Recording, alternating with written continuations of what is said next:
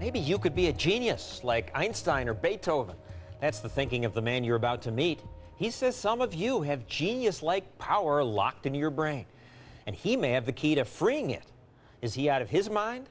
Bob Brown uses his own brain to try to find out. We want to know where the location of your motor neurons are. We are going to stimulate the frontal temporal lobe. Is this going to fry my brain or cause any permanent change in my brain when we go through this experiment?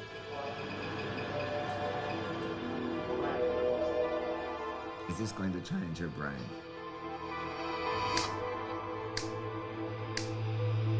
It was an experiment with mind-numbing potential, literally. Alan Snyder was trying to see if shutting down part of my brain, even in a small way, could help me tap into some of the genius-level powers that are possessed by people known as savants in art and music and math. I mean, we have these severely brain-impaired people who are performing what seems ostensibly to be a miracle. It must be something that's in us all. Snyder is fascinated by the abilities of people like Kim Peek, one of the models for Dustin Hoffman's character in the movie Rain Man. Sally Dibs, Sally. 461-0192.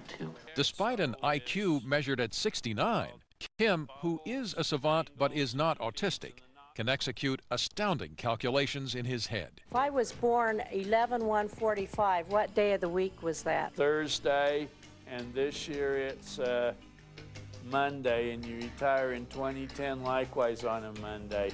Good, thank you. This young man, Stephen Wilcher, who is autistic, became world famous for his books of detailed architectural sketches, even though he had no emotional response to the buildings he drew. Here's the difference. We might appreciate the Sydney Opera House as an architectural masterpiece, but we might never be able to draw its minute details in perfect scale. To an autistic savant, however, that's nothing but a collection of components, objects, raw data with no particular meaning. These are people who are hyper-literal. And by hyper-literal, you mean? They see the details in this world that we bypass, we never were aware of. But of course, they pay often a heavy price for that. The price is that, like Kim Peek, they may retain encyclopedic facts without attaching meaning to them. Laden with detail. Or they may produce exquisite works, like this Da Vinci-like drawing on Snyder's office wall, without the ability to communicate emotionally. The 3-year-old autistic girl who drew this could barely speak a word. So the question is, can we unlock that same potential in our own brains without paying the price? That's what Snyder is hoping to answer here amid the Gothic architecture of the University of Sydney in Australia, at a place called the Center for the Mind.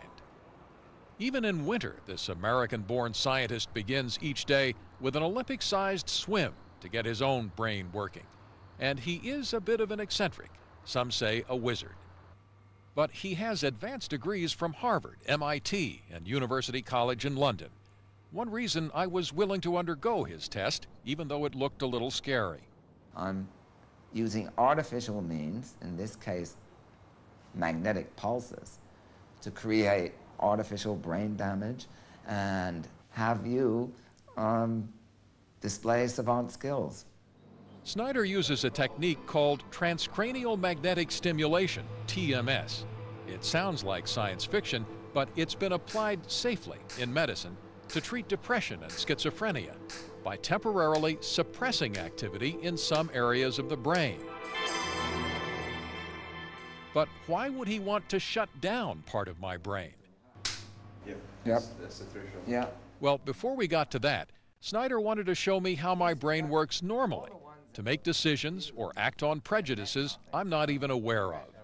He had me read lines that came across the screen like flashcards. All that glitters is not gold. I thought I was reciting the lines perfectly. But look again. There were two "these" in the card that read, "When in Rome, do as the Romans do." When in Rome, do as the Romans do. I never even saw the other "the" or the additional words that were planted on the other flashcards.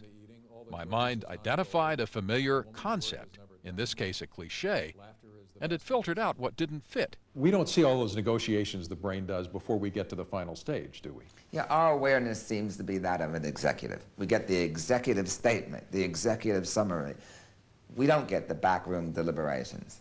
So while my brain was giving me the executive summary that eliminated the extraneous words, Kim Peek probably would have seen and repeated all the words. One possible reason is that his brain lacks a bridge called the corpus callosum, which links the right and left hemispheres of the brain and filters out a lot of raw information before we're ever conscious of it. Without that filter, Kim's brain is full of unprocessed information. That's what Dr. Snyder wanted me to experience.